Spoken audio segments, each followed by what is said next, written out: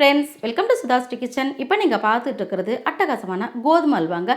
இந்த கோதுமை அல்வா ரெசிபி இந்த மாதிரி சாஃப்டாக நமக்கு இந்த மாதிரியே வரணும்னா மூணு பொருளே போதுங்க செய்கிறதுக்கு. இது எப்படி செய்கிறது அப்படின்னா இன்றைக்கி வீடியோக்குள்ளே போய் பார்க்க போகிறோம். இப்போது 1.5 கப்புக்கு நாட்டு சர்க்கரை எடுத்துருக்காங்க. அதே மாதிரி 1.5 கப்புக்கு தண்ணியும் சேர்த்துக்கலாம். சரி சமமாக சேர்த்துக்கலாங்க. சேர்த்துட்டு இப்போது நல்லா இதை கரைச்சி விட்டுக்கலாம். இன்னும் கொஞ்சம் நேரத்தில் இது நல்லா கரைஞ்சி வந்துடும். இப்போ இது நமக்கு பாகுலாம் வரணும்னு அவசியம் இல்லை. நமக்கு ஜஸ்ட்டு கரைஞ்சாலே போதுங்க. இப்போ கொஞ்சம் நேரத்தில் நல்லா கொதித்து வந்துடும் பாருங்கள்.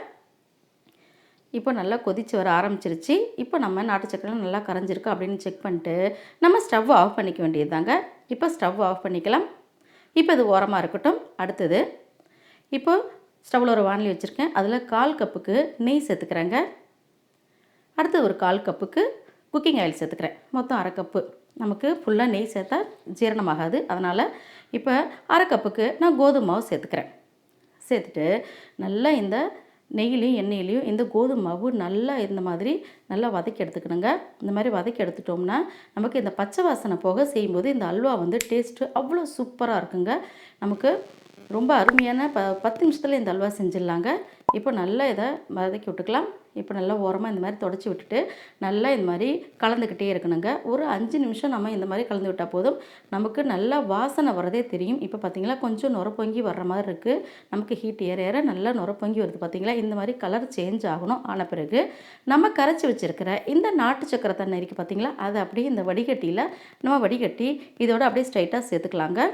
இந்த மாதிரி வடிகட்டும் போது நமக்கு நாட்டு சக்கரையில் டஸ்ட் இருந்தாலும் நமக்கு அப்படியே இதில் தங்கிடும்.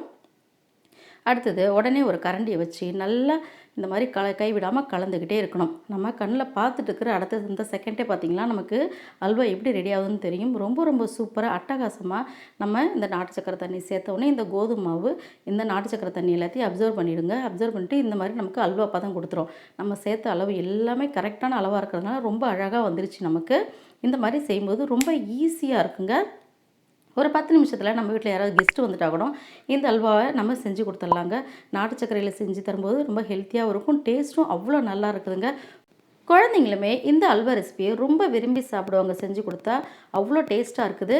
இது நமக்கு சூடு ஆறுனா கூட நமக்கு இதே மாதிரி பதமே இருக்குதுங்க. பார்த்துக்கோங்க, நமக்கு வரன்னு இல்லாமல் இந்த மாதிரி நல்லா சாஃப்டான பதத்தில் இருக்குது. இந்த அட்டகாசமான அல்வாவை நீங்களும் குழந்தைங்களுக்கு செஞ்சு கொடுங்க. நம்மளுடைய அருமையான கோதுமை அல்வா ரெடி. நீங்களும் ட்ரை பண்ணி பாருங்கள். உங்களுக்கு இந்த கோதுமை அல்வா பிடிச்சிருந்துச்சுன்னா SudhaSri கிச்சனுக்கு சப்ஸ்கிரைப் பண்ணுங்கள். ஃப்ரெண்ட்ஸ் அண்ட் ரிலேட்டிவ்க்கு ஷேர் பண்ணுங்கள், லைக் பண்ணுங்கள், கமெண்ட் பண்ணுங்கள். ஆரோக்கியமானதையே சமைப்போம், ஆனந்தமாக இருப்போம். தேங்க்யூ.